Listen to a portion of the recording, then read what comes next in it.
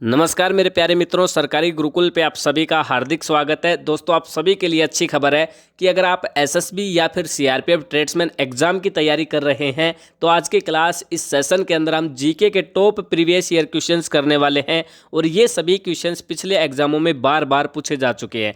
यहाँ पे सबसे बड़ा आपको फायदा ये मिलेगा, सबसे पहले हम बिल्कुल ईजी लेवल के क्वेश्चन करेंगे, उसके बाद में थोड़ा मीडियम लेवल के करेंगे और लास्ट में हार्ड लेवल का करेंगे। अगर आप इस क्लास के अंदर 80% स्कोर कर लेते हो तो समझो आपको एग्जाम में कोई फेल नहीं करेगा और इस बार आपका सरकारी नौकरी का जो सपना है वो पूरा हो जाएगा। पहला क्वेश्चन है, मेघालय की राजधानी क्या है। बढ़िया इंटरेस्टिंग क्वेश्चन है, मज़ेदार क्वेश्चन है, बिल्कुल इजी क्वेश्चन है। थर्ड स्टैंडर्ड में पढ़ने वाला बच्चा भी इसको सोल्व कर देगा। तो आप में से ऐसा कोई भी कैंडिडेट नहीं होना चाहिए जिसको ये क्वेश्चन ना आता हो। तो पहले क्वेश्चन के सामने आपको 4 ऑप्शन दिए गए हैं, शिलांग, इम्फाल और चंडीगढ़। ठीक है, तो आपको बताना है कि मेघालय की जो राजधानी है वो क्या है। ठीक है, तो मेघालय की जो राजधानी है वो है भाई आपकी शिलांग। क्या है? शिलांग। आप सभी को पता लग गया, लेकिन यहाँ पे 2 ऑप्शन और बचते हैं, पहला दूसरा इम्फाल और तीसरा चंडीगढ़। तो इनका भी हमें पता होना चाहिए। जो इम्फाल है वो दोस्तों वो आपकी मणिपुर की राजधानी है। किसकी है? मणिपुर की राजधानी है। अगर आपसे इम्फाल पूछा जाए तो आपको बता देना है किसकी? मणिपुर की। शिलांग पूछा जाए तो बता देना है मेघालय की। और चंडीगढ़ अगर आपसे पूछता है तो आप क्या बताओगे? पंजाब की बताना है। क्या किसकी बताना है? पंजाब की और हरियाणा की, दोनों की। यहाँ पे जो आपकी राजधानी है वो चंडीगढ़ है और इनमें से कोई नहीं, ये कुछ भी नहीं होगा। ठीक है, तो इस क्वेश्चन का जितना भी जानकारी था हमने आपको बताया। अब करते हैं अगला इंटरेस्टिंग क्वेश्चन जो कि मज़ेदार है। अंडमान निकोबार की राजधानी क्या है? ठीक है, ये जो क्वेश्चन है दोस्तों बार बार पिछले एग्जामों में पूछे जा रहे हैं। अंडमान निकोबार की राजधानी क्या है? तो अंडमान निकोबार की जो राजधानी है दोस्तों वो है पोर्ट ब्लेयर। क्या है? Port Blair. ठीक है, ये इतना इंपॉर्टेंट क्वेश्चन नहीं है और जितनी कोशिश रहेगी ऐसे क्वेश्चन आपके एग्जाम में नहीं आएंगे, लेकिन अब जो क्वेश्चन आएगा वो आएगा आपके लिए इंपॉर्टेंट। क्या आएगा? इंपॉर्टेंट आएगा। भारत का सर्वाधिक आबादी वाला राज्य कौन सा है? अगर क्षेत्रफल में पूछे तो आपको कौन सा बताना है? राजस्थान बताना है। ठीक है, लेकिन सर्वाधिक आबादी वाला पूछा है जिसमें सर्वाधिक जनसंख्या है, तो उसके अंदर क्या जाएगा? उत्तर प्रदेश आ जाएगा। ठीक है, यूपी। तो सब सर्वाधिक आबादी वाला राज्य कौन सा हो जाएगा? उत्तर प्रदेश, यूपी। ठीक है, तो सभी को इसका क्वेश्चन का आंसर समझ में आ गया होगा। और अब तीसरा क्वेश्चन करें उससे पहले आप सभी के लिए एक इंपॉर्टेंट जानकारी है, वो ज़रूर देखें। अगर आपका सपना है कि इस बार हमें सरकारी नौकरी लेनी है तो आपको करना क्या है, जो स्क्रीन पे नंबर दिखाए गए हैं 6367552373, इस नंबर को अपने मोबाइल में ऐड करना है। ऐड करने के बाद इस नंबर पे आपको व्हाट्सअप मैसेज करना है। फ़ायदा क्या होने वाला है?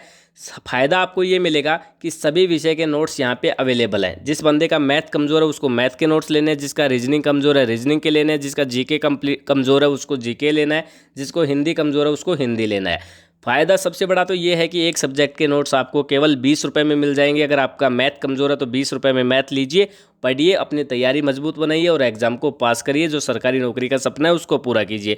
लेकिन ये प्रोसेस आपको कब करना है? जब ये क्लास ख़त्म हो जाए। अभी तो आपको करना है क्या? इसका स्क्रीनशॉट लेना है। क्लास जैसे ही समाप्त हो इस स्क्रीनशॉट में से नंबर को अपना मोबाइल में ऐड करना है और उसके बाद में ये काम आपको कर लेना है। और व्हाट्सअप मैसेज में आप अगर एसएसबी की तैयारी कर रहे हो तो एसएसबी ट्रेड्समैन लिखना, और सीआरपीएफ की कर रहे हो तो सीआरपीएफ ट्रेड्समैन लिखना। बाकी जानकारी आपको व्हाट्सअप पे मिल जाएगी। लगभग सभी कैंडिडेट्स ने इसका स्क्रीनशॉट ले लिया होगा। 1-2 सेकंड का समय मैं और दे रहा हूँ स्क्रीनशॉट लेने के लिए। फिर भी अगर आप नहीं ले पाते हो तो वीडियो को थोड़ा सा बैक कर लेना। तो सभी ने ले लिया होगा। अब चलते हैं अपने क्वेश्चन के ऊपर।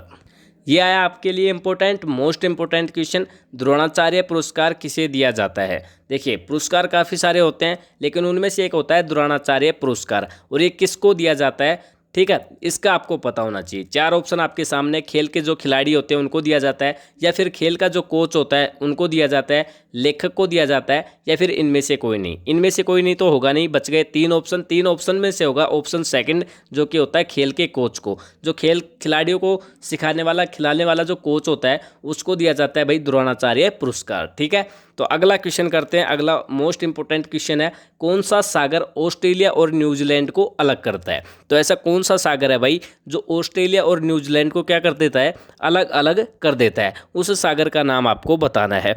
तो जो आपका तस्मन सागर है, कौन सा? तस्मन सागर, वो क्या करता है? जो आपका ऑस्ट्रेलिया है और न्यूजीलैंड है ना, उसको अलग अलग कर देता है। अब आता है मोस्ट इंपॉर्टेंट क्वेश्चन, कि भैया जो आपका बंगाल है उसका विभाजन कब हुआ। और ये क्वेश्चन मैं पिछले क्लास के अंदर भी करवा चुका हूँ। 1905 के अंदर आपका क्या हुआ था, बंगाल का विभाजन हो गया था। इसके अलावा बात करें ना तो बंगाल का विभाजन के समय जो अंग्रेजों का लॉर्ड कर्जन है वो क्या थे, इसका विभाजन करने में सबसे ज़्यादा इंपॉर्टेंट योगदान दे रहे थे। राजधानी कोलकाता से दिल्ली ट्रांसपोर्ट लॉर्ड होर्डिंग 1911 में हुआ।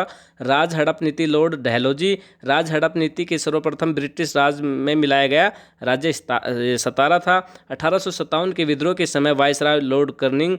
भारत रेल की शुरुआत करने वाला लॉर्ड जनक डलहौजी। तो ये सब इससे जुड़ी जानकारियां हैं। अगला क्वेश्चन करते हैं, संविधान के भाग 4 से संबंधित है। तो संविधान के भाग 4 से संबंधित क्या है, संविधान के भाग 4 में नीति निर्देशक तत्वों को रखा गया है जो आयरलैंड के संविधान से लिया गया है। तो भाई संविधान 4 जो है उसमें नीति निर्देशक के जो तत्व हैं उनको रखा गया है और ये आयरलैंड के संविधान से लिया गया है तथा 36 से 51 के बीच आर्टिकल में वर्णन है। ठीक है, और इसके अंदर मुख्य बात करें तो कुछ प्रमुख आर्टिकल 40 ग्राम पंचायत का इसके अंदर गठन है। समान नागरिक संहिता अनुच्छेद 44 है। 39 ए समान विविध एवं निःशुल्क न्याय है। आर्टिकल 42 बी सहकारी समिति का भी गठन है। ठीक है, ये इस क्वेश्चन से रिलेटेड जो जानकारी थी वो मैंने आपको बताई है। अब आया इंपॉर्टेंट क्वेश्चन, पृथ्वीराज चौहान ने तृतीय ने मोहम्मद गोरी को किस युद्ध में हराया था। मोहम्मद गोरी को 1191 में तराइन की जो प्रथम लड़ाई हुई थी उसमें पृथ्वीराज चौहान ने मोहम्मद गोरी को हरा दिया था। और यहाँ पे अब बाकी आप देख सकते हो जो आपका बक्सर का युद्ध है वो 1764 में हुआ था। प्लासी का युद्ध आपका 1757 के अंदर हुआ था और तालीकोटा का युद्ध आपका 1565 के अंदर हुआ था। काफ़ी बार क्या होता है एग्जाम में युद्ध की डेट पूछ ली जाती है कि कौन सा युद्ध कब हुआ था। ठीक है, तो ये मेन इंपॉर्टेंट युद्ध आपके 3, पहला बक्सर, दूसरा प्लासी और तीसरा तालीकोटा। ठीक है, तो इन युद्ध की मैंने आपको तारीख बताई है कि 1764 में तो भाई आपका बक्सर का हुआ था, 1757 के अंदर आपका प्लासी का हुआ था और 1565 के अंदर आपका तालीकोटा का हुआ था। विजय स्तंभ का निर्माण राणा कुंभा ने करवाया था। ठीक है, तो इसकी जो भी जानकारी थी वो मैंने आपको बता दी है। अब चलते हैं अगले क्वेश्चन के ऊपर। 2011 की जनगणना के अनुसार उत्तर प्रदेश का कौन सा स्थान है। ठीक है, जनगणना के अनुसार उत्तर प्रदेश का कौन सा स्थान है, तो पहले स्थान पे अगर न्यूनतम जनसंख्या वाले 5 राज्यों की बात करें ना तो सिक्किम सबसे पहले नंबर पे आता है जिसके अंदर सबसे कम जनसंख्या है। कौन सी, 2011 की जनगणना के अनुसार। फिर मिजोरम है, फिर अरुणाचल प्रदेश है, फिर आपका गोवा है और लास्ट में कौन सा है, नागालैंड है। ये क्या है दोस्तों, ये न्यूनतम कम जनसंख्या वाले हैं जिसके अंदर सबसे कम जनसंख्या है। और सर्वाधिक की बात करें ना तो उत्तर प्रदेश आपका आता है। कौन सा, उत्तर प्रदेश आपका सबसे ऊपर आता है। और यहाँ पे उससे पहले महाराष्ट्र आता है, फिर बिहार आता है और फिर पश्चिम बंगाल आता है और फिर आपका जो आंध्र प्रदेश है वो आता है। ठीक है, ये आपको मैंने ग्राफ के जरिए समझा दिया। ये इधर तो है भाई न्यूनतम और इधर सर्वाधिक वाले। चलो अगला क्वेश्चन, पृथ्वी की त्रिज्या कितनी होती है। ठीक है, ये दोस्तों मान लो पृथ्वी है तो इसकी त्रिज्या आधी होती है। ठीक है, और ये पूरा हो जाएगा तो क्या होगा, इसका व्यास हो जाएगा। तो आपको इतनी दूरी बतानी है और इसको हम r मान लेते हैं। तो पृथ्वी की त्रिज्या कितनी होती है ये आपको बताना है। तो ये इसका जो सही जवाब हो जाएगा ना 6371 किलोमीटर। तो पृथ्वी की त्रिज्या कितनी होती है, 6371 किलोमीटर। अगला क्वेश्चन है, विश्व बैडमिंटन चैंपियनशिप 2019 में स्वर्ण पदक किसने जीता था। ये मोस्ट इम्पोर्टेंट क्वेश्चन है। विश्व बैडमिंटन चैंपियनशिप 2019 में स्वर्ण पदक किसने जीता था। तो ये भैया आपका जो पीवी सिंधु है, ऑप्शन ए, इन्होंने जीता था। 2019 में जो स्वर्ण पदक है विश्व बैडमिंटन में वो पीवी सिंधु ने जीता था। अगला क्वेश्चन जो कि आप सभी के लिए ज़रूरी है, प्रथम नोबेल पुरस्कार प्राप्त करने वाले पहले भारतीय कौन थे। ठीक है, यानी पहले भारतीय ऐसे कौन से थे जिन्होंने पहला नोबेल पुरस्कार प्राप्त किया था। ठीक है, तो पहला नोबेल पुरस्कार रविंद्रनाथ टैगोर जी ने किया था। तो ऑप्शन सी इसका सही जवाब हो जाएगा। अगला क्वेश्चन, मेक मोहन रेखा किन देशों के बीच में पड़ती है।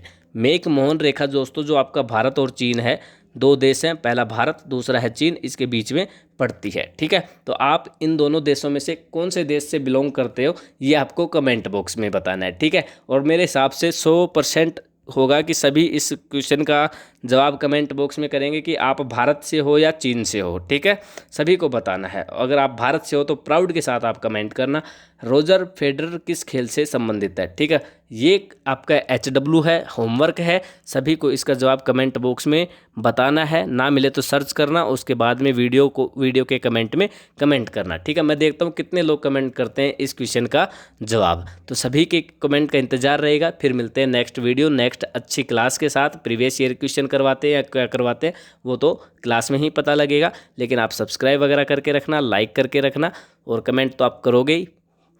धन्यवाद।